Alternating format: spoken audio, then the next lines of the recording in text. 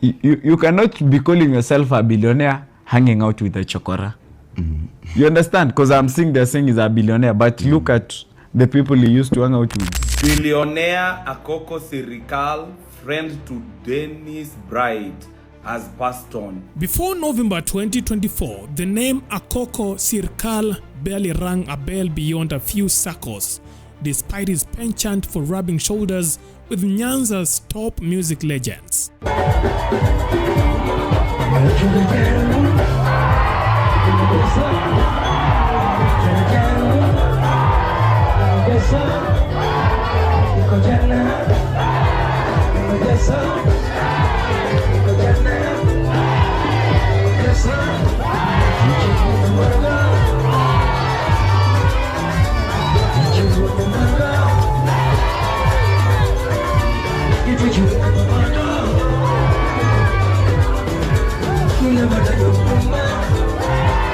By November 18th, however, his name dominated headlines, not for his achievements, but due to his mysterious and brutal demise.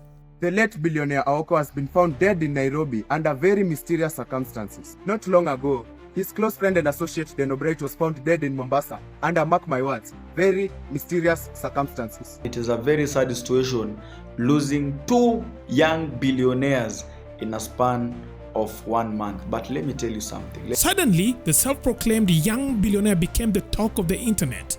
Netizens scoured every corner of cyberspace as though searching for a cure, desperate to uncover the enigma that was Akoko Sirkal. What had started as an ordinary night out with friends at a popular Nairobi joint spiraled into tragedy. A minor argument with the local club goers escalated into chaos, slaps turned into blows, and pangas sliced through the air. By the end of the brawl, several individuals were hospitalized and one life was lost. And that life belonged to none other than Sospeter Onyango Osungo, better known as Akoko Billionaire. How could a young man who had yet to start a family or fully enjoy the fortune he flaunted meet such a tragic and untimely end? The incident left more questions than answers. Speculations ran wild. Was Akoko hunted by jealous rivals? Lakini utajiri hawa watu mimi siamini. Hii utajiri venye you young generation you are dying nowadays, mimi siwaamini. Mimi siwaamini. Hamtaki kufanya kazi, mnataka vitu vya rahisi. Ndio maana mnakufa kila kukicha, because the friend died last time. Sai is the friend of the dead person is one is dying. Jamani, watu wadogo mnakufa mkienda wapi? Na mnakufa mkiwa billionaire. Yaani hujaonja utajiri wako. Mimi sasa ndio nasema at least I be billionaire when I'm 30. Because you are a billionaire when you are young, unauliwa. The victim of a botched deal or the target of black magic orchestrated by envious village witches? The truth remained elusive. Born in 2001 in Game Siaya County, Akoko came from a modest African family. Details of his early life are scarce, but records suggest he joined Kirinyaga University between 2019 and 2020 to pursue a degree in architecture. Like most students, Akoko faced the hardship of campus life. Days without meals, juggling academics with the struggles to make ends meet. But for Akoko, the tides would soon shift dramatically. Exposed to the allure of city life, Akoko quickly adapted. He immersed himself in the nightlife, indulging in weekend parties, and cultivating connections with people who seemed to know how to navigate the harsh realities of campus existence. Out of nowhere, Akoko's life took a meteoric turn. His peers began whispering about his newfound wealth. Once sidelined for his humble background, he was suddenly the man everyone wanted to befriend. His affluence earned him the nickname Mr. MPESA or Mr. Money among his classmates. Akoko's transformation was not subtle. Within a short time, he purchased his first car, an Audi Q3, and began to mingle with equally affluent friends, including Deno Bright, a young man known for cruising in a sleek G-Wagon. Together they formed a clique of young elites who turned heads wherever they went, flaunting their German-engineered machines and living life on the edge.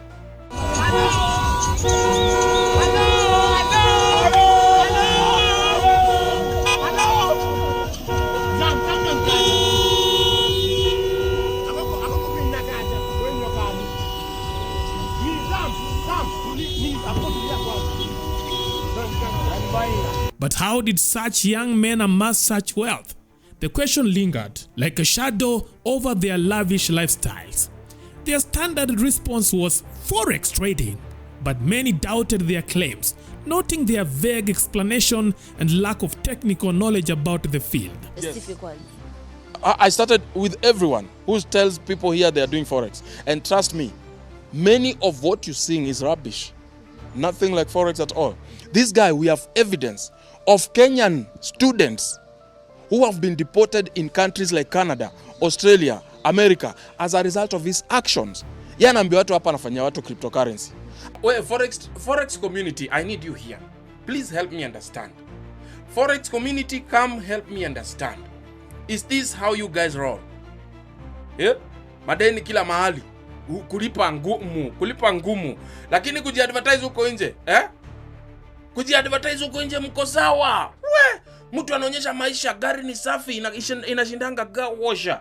Hoteli ni kubwa, club ni kubwa, On the night of November 17th, 2024, Akoko set out for another night of indulgence, climbing into his Audi Q3 with two friends, a man and a woman. He headed to Kibera, a neighborhood infamous for its dangers after dark. After partying at one point, Akoko moved to another venue hosting a live performance by an Ohangla artist, a genre he loved dearly. The night took a turn when Akoko attempted to park his car near the venue, only to find the space occupied by border riders. Accounts differ, but witnesses agree that tensions flared. Akoko reportedly demanded the riders move, allegedly throwing out threats. Some claim he shouted, "Do you know who I am? I can easily show you what Mandonga saw when he fought Wanyonyi in his recent fight." Others suggest that border riders were already armed and ready for a fight. What began as a verbal sparring escalated into chaos. Pangas and fists flew, turning the scene into a battlefield. Within moments, Akoko and his companions lay bloodied on the ground. While his friends were rushed to the hospital with serious injuries, Akoko succumbed to deep cuts on his back and stomach, dying on the spot. His vandalized Audi Q3 was towed to a nearby police station. News of Akoko's death spread like wildfire, sparking online debates about his lifestyle and wealth.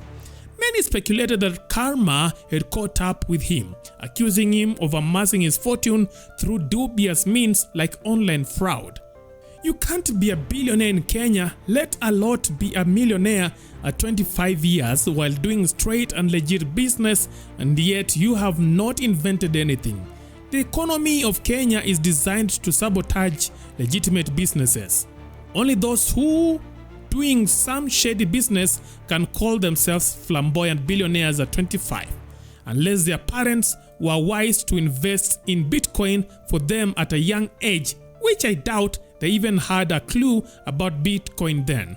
For context, a 25-year-old now was 10 years old when Bitcoin was launched. Bitcoin was launched in January 3rd, 2009. Make it make sense. They would also ideally need to have 73 Bitcoins to be billionaires by Kenyan standards and at the current rate of Bitcoin.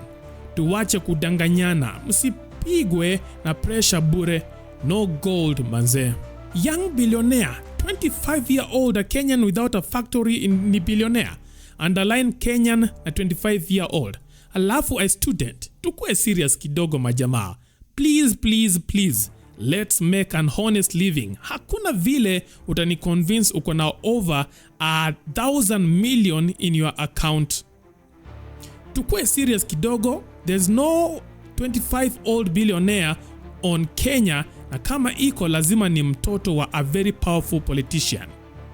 Kenya hakuna billionaire ako under 30. Hata matajiri hawataki kujulikana. Anyway, RIP Akoko and Dennis Bright. Billionaire with no security or even a dignified home. Do you guys know the power of just 1 billion? You can even fund a presidential candidate with 500 million campaign money. These were just few millions.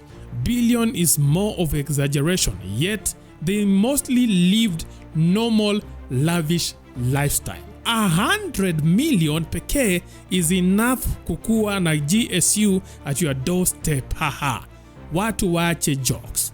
And these are just some of the reactions following Akoko's death. Others connected his death to his circle of friends, pointing out that Deno Bright, another supposed forex trader and close companion, had also died under mysterious circumstances just weeks earlier.